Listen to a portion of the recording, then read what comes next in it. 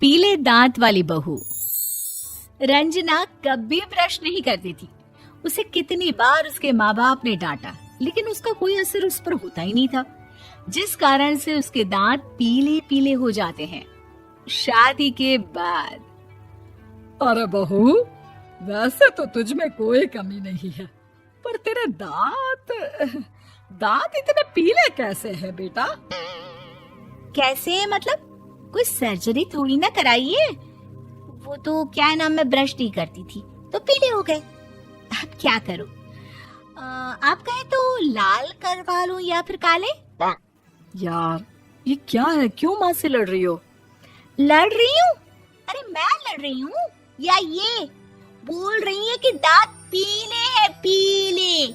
अरे तपस्या थोड़ी ना की है इन्हें पीले करने के लिए। बकायदा ब्रश नहीं किया है 20 साल तक, तब जाकर। छी, कैसी बात कर रही हो? ये उस वक्त तो पीले नहीं थे जब हम लोग तुम्हें देखने आए थे। अरे तब साफ करवा लिया होगा डेंटिस्ट के पास जाकर। अब देखो कैसे पीले पीले लग रहे हैं। रंजना सास की तरफ गुस्से से देखती है।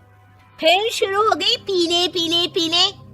अरे पीले तो तब भी थे जब मेरे हाथ का रसगुल्ला उड़ा उड़ा कर खा रही थी और बोल रही थी, लड़की नहीं गुणों का खजाना दे रहे भाई साहब आप। खैर, अब वो लोग करते भी तो क्या करते, पीले दांत वाली बहू पल्ले पड़ी थी तो झेलना तो था ही। एक दिन कीर्तन में रंजना गाना गा रही थी। अरे कमला बहन, माँ का द्वार है, यहाँ तो सब शुद्ध होकर आते हैं, फिर अपनी बहू को ब्रश भी नहीं करवाती तुम। दूर से पीले पीले दांत भक्ति में बाधा उत्पन्न कर रहे हैं। अरे कोई 2 साल के बच्ची थोड़ी ना लेकर आई हूँ मैं बहू बनाकर। अच्छी खासी लड़की है, अरे कैसे करवाऊं ब्रश? ये तो उसे खुद करना चाहिए ना। अब माँ बाप तो इसके जैसे तैसे निपटा दिए, ये नहीं सोचा कि सास कैसे संभालेगी।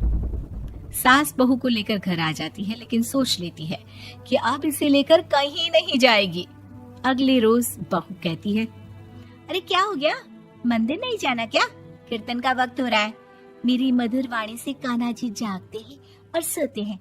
आप तो जानती है ना उनकी भक्ति में कितना मन लगता है मेरा। वो क्या है ना, तबीयत ठीक नहीं लग रही है मेरी, आराम करूंगी मैं।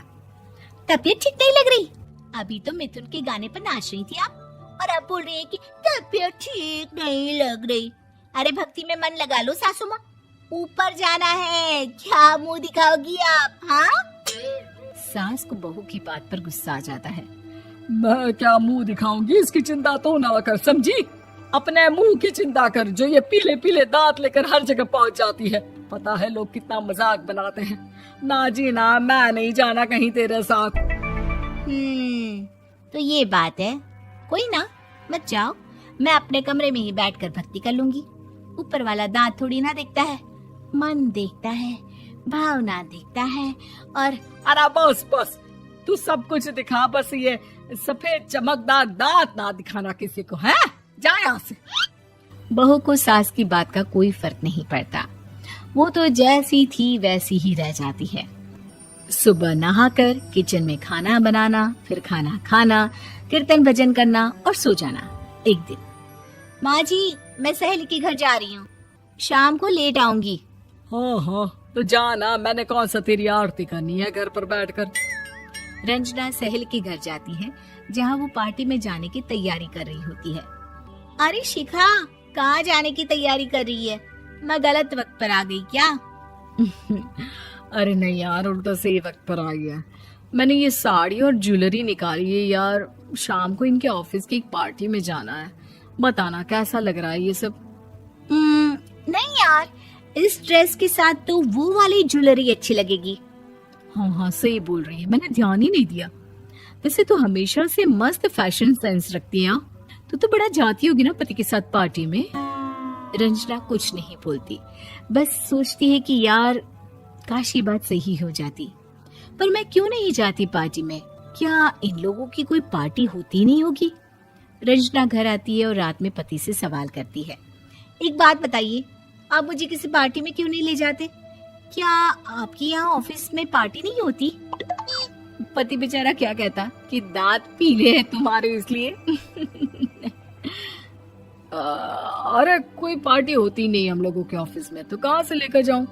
और मार्केट, मॉल, कहीं वीकेंड घूमना, कहीं तो। अरे यार, सारे हफ्ते में एक छुट्टी मिलती है, तो सोचता हूँ कि आराम ही कर लूं। क्यों? रंजना मन मार के रह जाती है। पहले कभी सास के साथ मंदिर जाया करती थी, लेकिन वो भी सास ने ले जाना बंद कर दिया। घर बैठी बैठी रंजना बोर हो जाती है। तभी उसे आइडिया आता है और वो मायके जाने का सोचती है।